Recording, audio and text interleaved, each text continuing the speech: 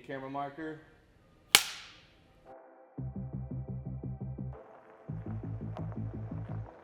My name is Stetson Robinson.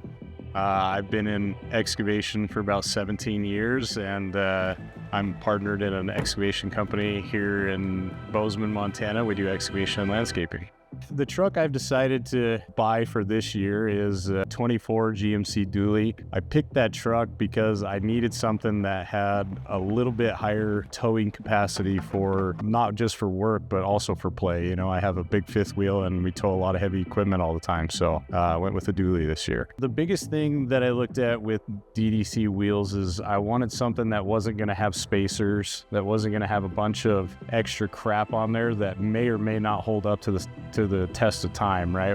When hauling a lot of weight, gravel roads, bumpy job sites, off camping out in the boonies, I wanted something that didn't have all that extra stuff. I wanted something that was a direct bolt up, tires wouldn't be rubbing, the duals wouldn't be rubbing each other, and I could fit the size tire I wanted on the truck and have it look the way I wanted it to look.